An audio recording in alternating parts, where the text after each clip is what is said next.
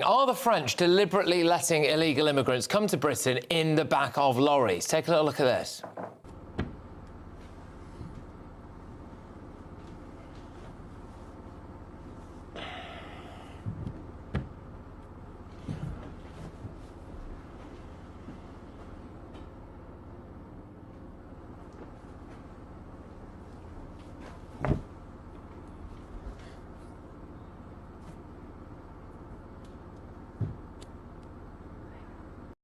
Well, there you go. This is GB News Originals. I'm Emily Carver. Please do give this video a like and subscribe to our channel for more content like this. And do leave a comment. Let me know what you think. Do you think...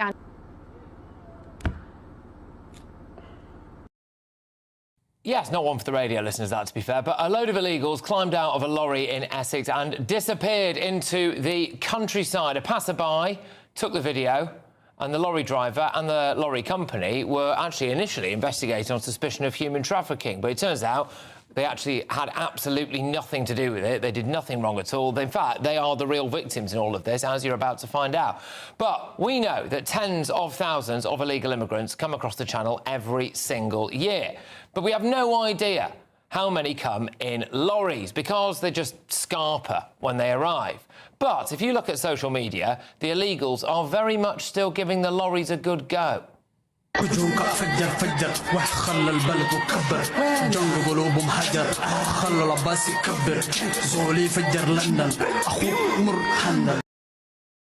I've said it before, I'll say it again, just deport them singularly for their taste in music. But anyway, it's worth noting that some of these people in lorries even have knives with them.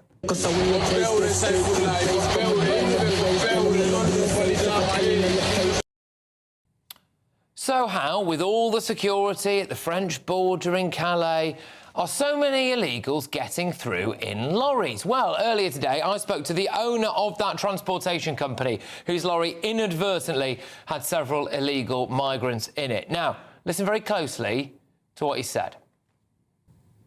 Well, the problem is that with tachograph laws now, we can't make the trip from Spain or Portugal back to UK in one hit. So on this occasion, the driver stopped in a place called Rouen, which is about 200 kilometres south of Calais. It's in an overnight, fairly secure truck stop, as secure as it can be. And we tend to sort of stay far away from Calais as possible, because if you dare stop in Calais, you're going to get someone in your truck. So we take the necessary precautions. On this occasion, what they've done, they've got on top of the roof, which is 4.2 metres high. They've cut a slit into the soft roof that we have on these trucks, and they've climbed inside. The truck then left the following morning, departed to Calais, did not stop until we got to Calais. First, he reported at border forces, French border forces. They checked the necessary checks, including the rear doors. We have these locking devices on the doors that you can't open by any means unless you've got the right tool. The ceiling cooled, that was still sealed. They put a dog around the truck. We then moved 400 yards forward into the UK border force control area, and they've done the same checks, which is unusual, but on this time they checked the truck on 2 occasions. The truck's then free to leave. He departed on the Channel Tunnel, arrived Folkestone, and the minute you come off that train at Folkestone, you pull onto the M20 and it's non-stop all the way to our depot in Malden. Our yard was quite busy at that time in the evening, so we asked the driver to sort of pull into the lay-by between our 2 warehouses. And as he's parking in the lay-by, you can, it's clear to see from the evidence from a passerby that these 4 immigrants have climbed out the hole in the roof and jumped to the ground, and off they went. I mean, this has exposed a bit of a flaw, has it not, in the checks there? Because, they scan it or they do whatever they do, but it doesn't seem as though they check the roof of the lorries to see if anyone's cut in.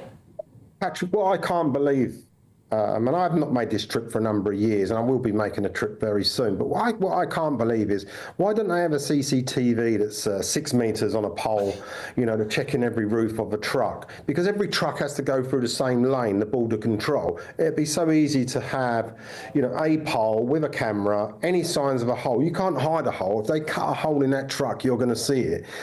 And then stop that truck. But I don't know if some part of me is just wondering whether, is the issue then just moved to the UK? The French just waving these trucks through, knowing damn well there's probably immigrants inside. I don't know. It's not happened to us before. We have 500 trucks a year depart and come back to the UK. It's not happened to me before. Several hauliers that I know. The hidden border flaw exposing Britain to an unchecked invasion. Every single day, roughly 9,000 commercial lorries cross the English Channel and roll onto British highways. They form the quiet, arterial pulse of our national economy, carrying everything from fresh produce to industrial machinery straight into our supermarkets and distribution hubs. Most of us see them on the M20 or the M25 and do not give them a second thought. But what if those steel and canvas trailers are carrying far more than commercial freight? What if they represent one of the most glaring, unaddressed security vulnerabilities in modern British history? Welcome back to Britain Underneath, the place where we peel back the polished political messaging to expose the stark realities shaping our nation today. To truly understand how deep this systemic issue goes, we have to look at a recent case that completely shattered the comfortable narrative pushed by authorities on both sides of the Channel. Imagine owning an established, hard-working haulage company that has operated lawfully for over 3 decades. You send a heavy goods vehicle across continental Europe to transport goods from Spain. Your driver follows every single international regulation to the letter.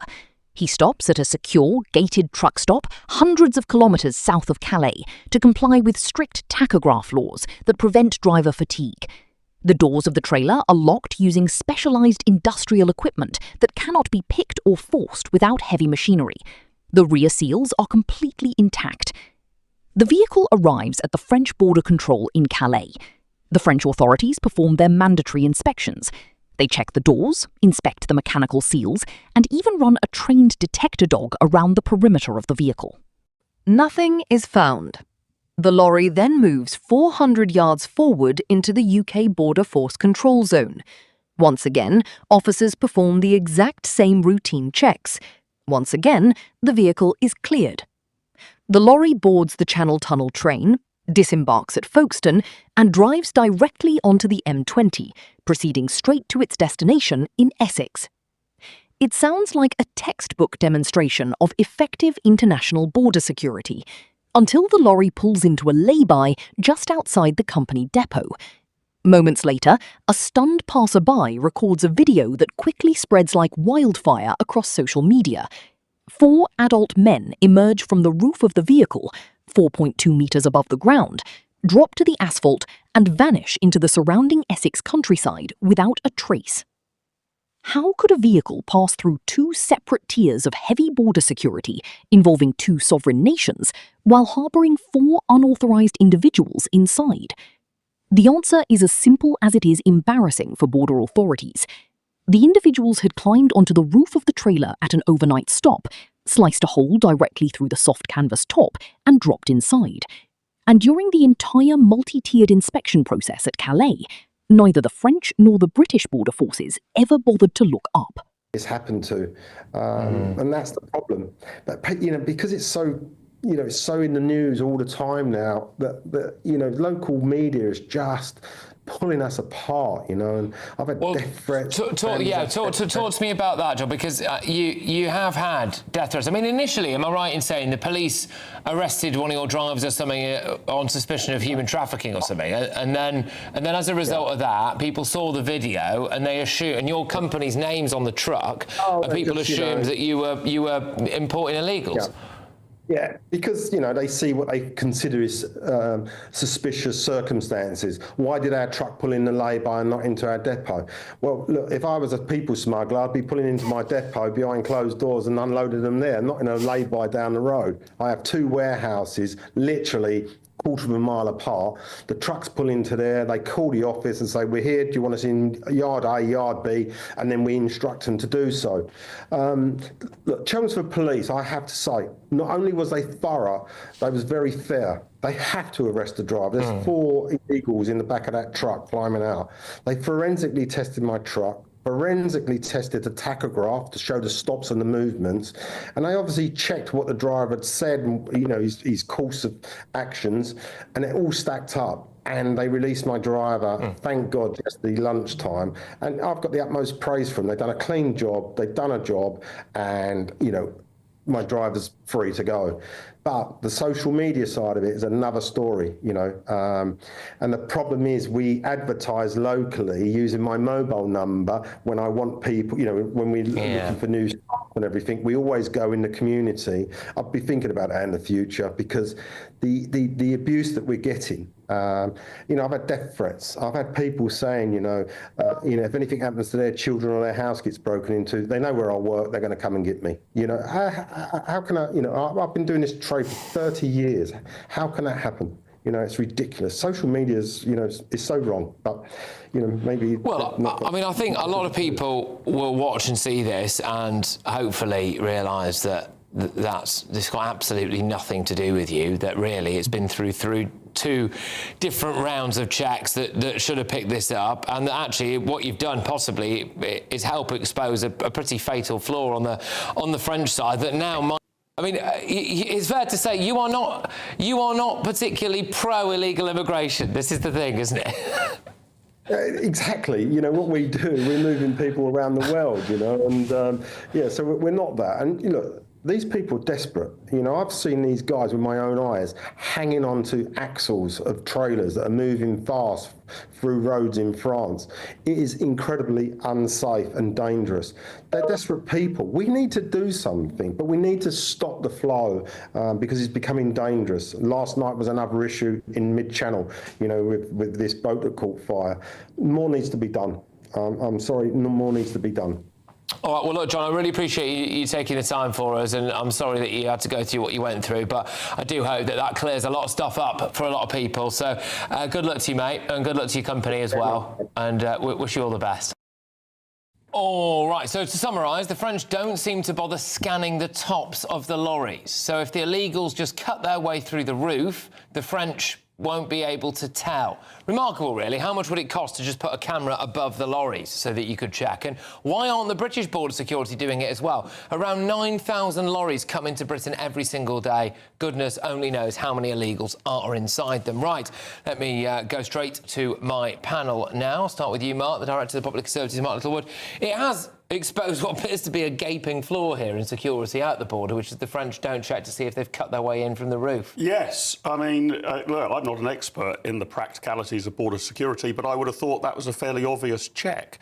I mean, the other thing I think it exposes, Patrick, is, and, you know, I've said this again and again on your show, I'm not saying that the French are disingenuous, but let's have a look at their incentives. If you're running a country and undesirable people are trying to escape, what are you going to do? Are you going to actually try and keep them in France? Probably not. You're going to look the other way. If fighting-age men who may be criminals are there illegally are trying to exit France and make it to some other territory, how fussed are you going to be to prevent them doing that? So the burden's got to fall on us, I think, really quite a lot more. And sure, we can put in perhaps better checks at Dover, or this came in at Folkestone, I think I heard, if I heard that correctly. But we have got to stop the pull factor. If people believe there is a pot of gold at the end of the rainbow, they will keep coming by their thousands. And it's not a myth. We have put a pot of gold at the end of the rainbow, so they're going to keep coming. These people just need to find some law enforcement officer, put their hands in the air, shout asylum, come up with some... Think about the sheer absurdity of that realisation. Millions of pounds of taxpayer money are poured into border security technology, sniffer dogs, specialised locks and official protocols. Yet a simple slice in a canvas roof renders the entire security apparatus completely useless. There are no elevated cameras, no 6-metre poles with optical sensors, and no standard procedures to inspect the upper surfaces of commercial vehicles passing through the lanes. If a group of individuals can bypass international border control simply by using a ladder and a utility knife, one has to ask what else is slipping through the net completely undetected. This brings us to an uncomfortable truth about incentives and geopolitical realities. We are frequently told that Britain and France operate a seamless, cooperative border partnership, funded generously by British taxpayers. Hundreds of millions of pounds have been transferred across the Channel to bolster French security infrastructure.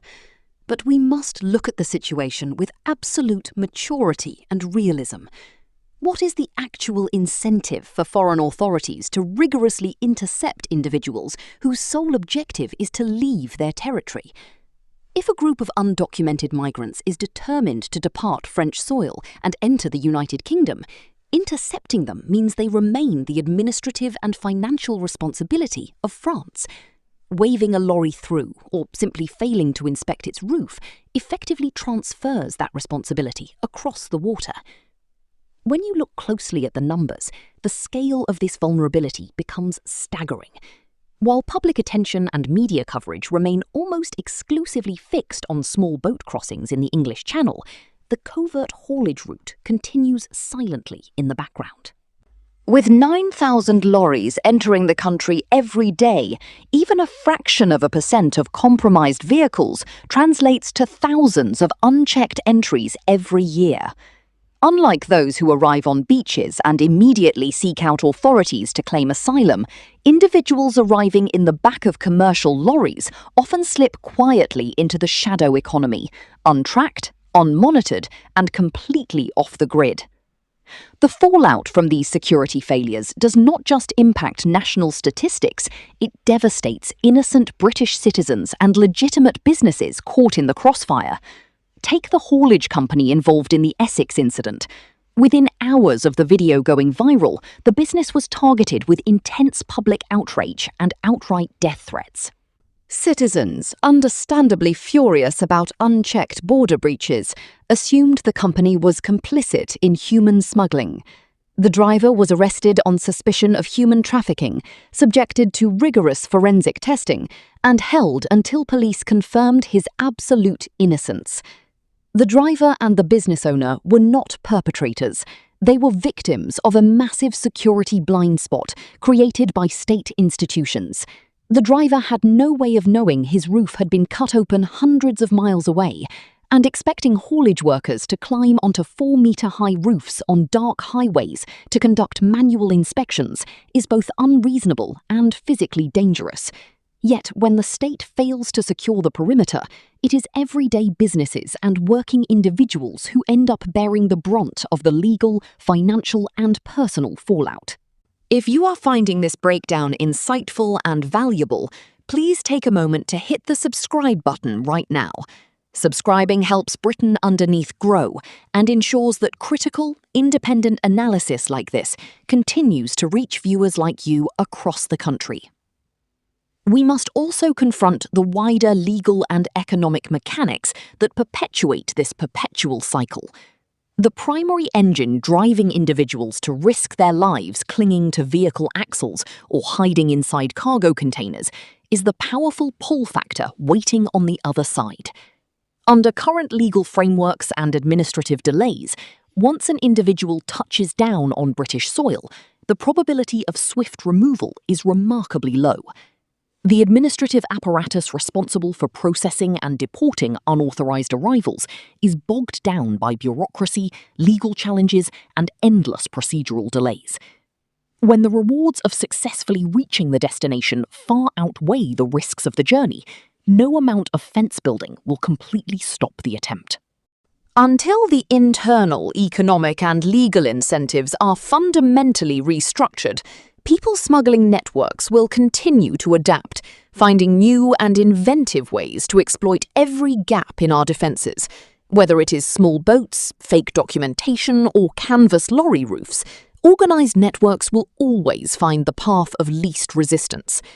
Now, take a breath and pause to reflect on what this means for the future of our national security and public trust. Border enforcement is not merely about managing statistics, it is a foundational duty of any sovereign government. When citizens witness basic security protocols failing so spectacularly, public trust in institutions erodes rapidly. Anger boils over, social cohesion suffers, and legitimate, law-abiding individuals begin to feel that the rules only apply to those who follow them. Solving this issue does not require complex, multi-billion-pound technological revolutions. As the haulage owner rightly pointed out, placing high-angle cameras on poles along the border control lanes would immediately flag damaged roofs before lorries ever board the train or ferry.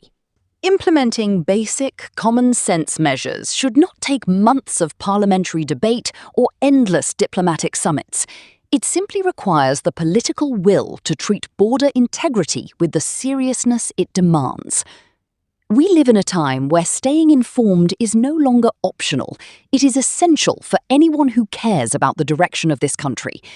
Britain Underneath is dedicated to bringing you mature, unvarnished current affairs analysis that digs well beneath the surface of daily news headlines.